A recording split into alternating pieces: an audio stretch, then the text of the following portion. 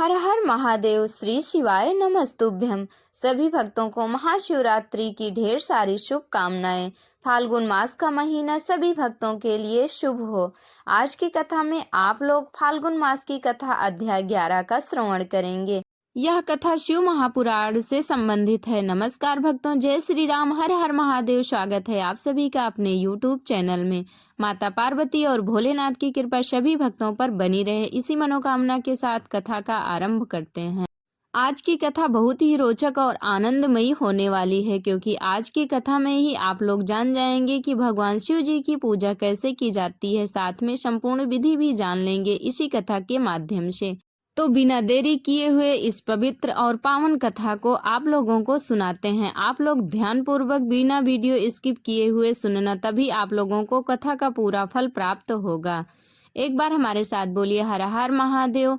सबसे पहले हम भगवान भोलेनाथ और माता पार्वती के चरणों में नमस्कार करते हैं और प्रणाम करते हैं। कथा के अनुसार ऋषि बोले, व्यास शिष्य महाभागवत सूत जी, आपको नमस्कार है। आज आपने भगवान शिव की बड़ी अद्भुत एवं परम पावन कथा सुनाई है। दयानिधि ब्रह्मा और नारद जी के संवाद के अनुसार आप हमें शिव पूजन की वह विधि बताइए जिससे यहाँ भगवान शिव संतुष्ट होते हैं। ब्राह्मण, क्षत्रिय, वैश्य और शूद्र सभी शिव की पूजा करते हैं। वह पूजन कैसे करना चाहिए? आपने व्यास जी के मुख से इस विषय को जिस प्रकार सुना है वह बताइए। महर्षियों का यह कल्याणप्रद एवं श्रुति सम्मत वचन सुनकर सूत जी ने उन मुनियों के प्रश्न के अनुसार सब बातें प्रसन्नता पूर्वक बताई। सूत जी बोले, मुनीश्वरों, आपने बहुत अच्छी बात पूछी है, परंतु वह रहस्य की बात है। मैंने इस विषय को जैसा सुना है और जैसी मेरी बुद्धि है उसके अनुसार आज कुछ कह रहा हूँ। जैसे आप लोग पूछ रहे हैं उसी तरह पूर्व काल में व्यास जी ने सनत कुमार जी से पूछा था, फिर उसे उपमन्यु जी ने भी सुना था। व्यास जी ने शिव पूजन आदि जो भी विषय सुना था उसे सुनकर उन्होंने लोकहित की कामना से मुझे बता दिया था। इसी विषय को भगवान श्री कृष्ण ने महात्मा उपमन्यु से सुना था। पूर्व काल में ब्रह्मा जी ने नारद जी से इस विषय में जो कुछ कहा था वही इस समय मैं कहूँगा। ब्रह्मा जी ने कहा, नारद, मैं संक्षेप से लिंग पूजन की विधि बता रहा हूँ, सुनो। जैसा पहले कहा गया है वैसा जो भगवान शंकर का सुखमय निर्मल एवं सनातन रूप है उसका उत्तम भक्ति भाव से पूजन करें। इससे समस्त मनोवांछित फल की प्राप्ति होगी। दरिद्रता, रोग, दुख तथा शत्रु जनित पीड़ा, यह 4 प्रकार के कष्ट तभी तक रहते हैं जब तक मनुष्य भगवान शिव का पूजन नहीं करता। भगवान शिव जी की पूजा होते ही सारे दुख विलीन हो जाते हैं और समस्त सुखों की प्राप्ति हो जाती है। तत्पश्चात समय आने पर उपासक की मुक्ति भी होती है। जो मानव शरीर का आश्रय लेकर मुख्यतया संतान सुख की कामना करता है उसे चाहिए कि वह संपूर्ण कार्य और मनोरथ के साधक महादेव जी की पूजा करे। ब्राह्मण, क्षत्रिय, वैश्य और शूद्र भी संपूर्ण कामनाओं तथा प्रयोजनों की सिद्धि के लिए क्रम से विधि अनुसार भगवान शंकर की पूजा करें।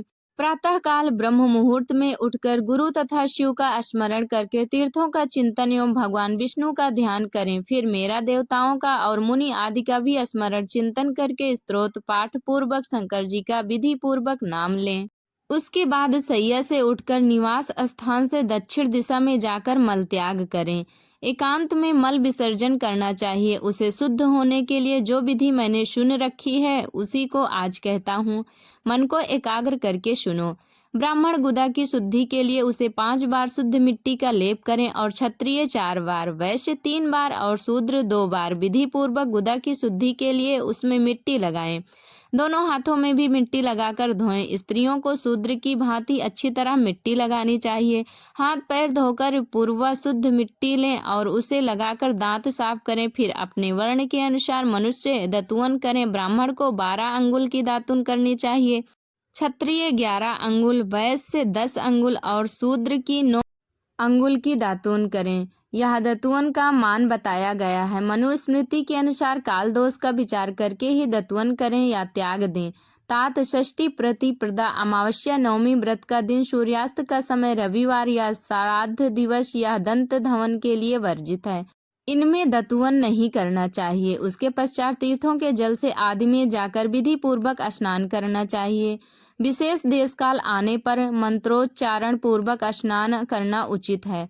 स्नान के पश्चात पहले आचमन करके वह वस्त्र धारण करें। फिर सुंदर एकांत स्थान में बैठकर संध्या विधि का अनुष्ठान करें। यथा योग्य संध्या विधि का पालन करके पूजा का कार्य आरंभ करें। मन को सुस्थिर करके पूजा गृह में प्रवेश करें। वहां पूजन सामग्री लेकर सुंदर आसन पर बैठें। पहले न्यास आदि करके क्रम से हर हर महादेव जी की पूजा करें। शिव जी की पूजा से पहले गणेश जी की, द्वारपालों की और दिक्पालों की भी भलीभांति पूजा करें। उसके बाद पीछे देवता के लिए पीठ स्थान की कल्पना करें अथवा अष्टदल कमल बनाकर पूजा द्रव्य के समीप बैठें और उस कमल पर ही भगवान शिव को समासीन करें। तत्पश्चात 3 आचमन करके पुनः दोनों हाथ धोकर 3 प्राणायाम करके मध्यम प्रणव अर्थात कुंभक करते समय त्रिनेत्रधारी भगवान शिव का इस प्रकार ध्यान करें।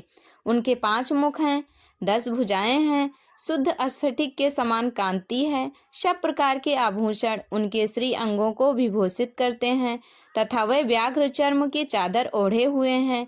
इस तरह ध्यान करके यह भावना करें कि मुझे भी इनके समान ही रूप प्राप्त हो जाए। ऐसी भावना करके मनुष्य सदा के लिए अपने पाप को भस्म कर डाले। इस प्रकार भावना द्वारा शिव का ही शरीर धारण करके उन परमेश्वर की पूजा करें।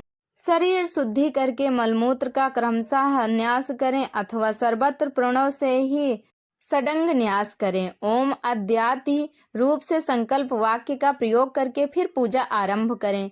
पाद्य, अर्घ्य और आचमन के लिए पात्रों को तैयार करके रखें। बुद्धिमान पुरुष विधि पूर्वक भिन्न भिन्न प्रकार के 9 कलश स्थापित करें। उन्हें कुशाओं से ढक कर रखें और कुशाओं से ही जल लेकर उन सब का प्रोक्षण करें। तत्पश्चात उन सभी पात्रों में शीतल जल डालें।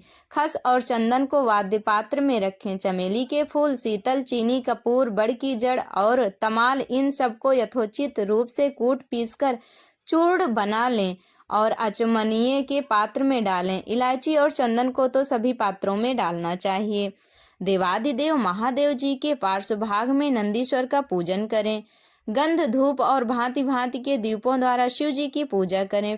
फिर निलग शुद्धि करके मनुष्य प्रसन्नता पूर्वक मंत्र समूहों के आदि में प्रणव तथा अंत में नमः पद जोड़ करके उनके द्वारा इष्ट देव के लिए यथोचित आसन की कल्पना करें।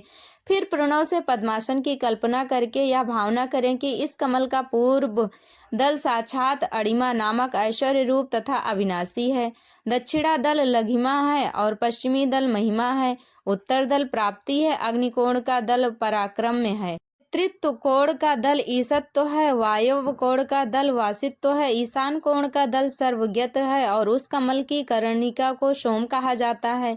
सोम के नीचे सूर्य है, सूर्य के नीचे अग्नि है और अग्नि के नीचे धर्म आदि के स्थान है।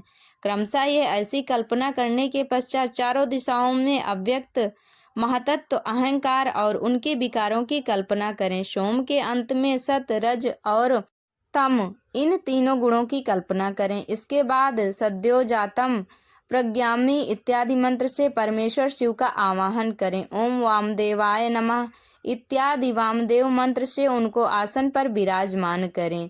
फिर ओम तत्पुरुषाय वैदेही इत्यादि रुद्र गायत्री द्वारा इष्ट देव का सानिध्य प्राप्त करके उन्हें अघोरभ्य इत्यादि अघोर मंत्र से वहां निरुद्ध करें। फिर ईशा नाम सर्व विद्यानाय इत्यादि मंत्र से आराध्य देव का पूजन करें। पाद्य और आचमनियम अर्पित करके अर्घ्य दें। तत्पश्चात गंध और चंदन मिश्रित जल से विधि पूर्वक रुद्रदेव को स्नान कराएं। पंचगव्य निर्माण की विधि से 5 द्रव्यों को एक पत्र में लेकर प्रणव से ही अभिमंत्रित करके उन मिश्रित द्रव्य पदार्थों द्वारा भगवान को नहलाएं। तत्पश्चात पृथक पृथक दूध, दही, मधु, घी, गन्ने के रस से नहलाकर समस्त अभिष्टों के दाता और हितकारी पूजनीय महादेव जी का प्रणव के उच्चारण पूर्वक पवित्र द्रव्यों द्वारा अभिषेक करें। पवित्र जल पात्रों में मंत्रोच्चारण पूर्वक जल डालें। डालने से पहले साधक श्वेत वस्त्र से उस जल को यथोचित रीत से छान लें। उस जल को तब तक दूर न करें जब तक इष्ट देव को चंदन न चढ़ा दें। तब सुंदर द्वारा प्रसन्नता पूर्वक शंकर जी की पूजा करें। उनके ऊपर कुश, अपामार्ग, कपूर, चमेली, चंपा, कनेर, कमल आदि चढ़ाएं और पूजा करें।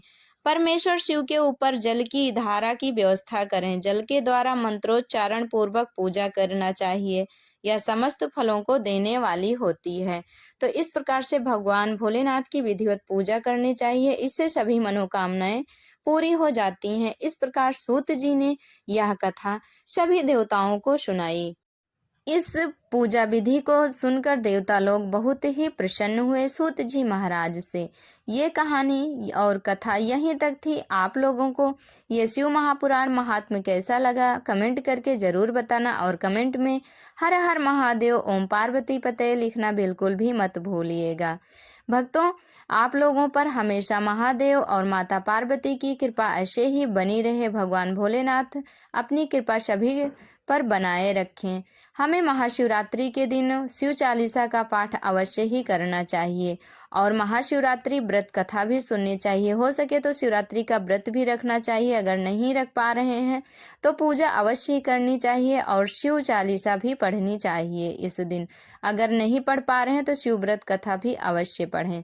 भगवान भोलेनाथ माता पार्वती की कृपा सभी भक्तों पर बनी रहे, इसी मनोकामना के साथ चलते हैं। मिलेंगे अगली वीडियो में फिर से नई नई कथा और जानकारी के साथ। तो हमारे साथ एक बार प्रेम से बोलिए हर हर महादेव, ओम पार्वती पतये नमः, श्री शिवाय नमस्तुभ्यम।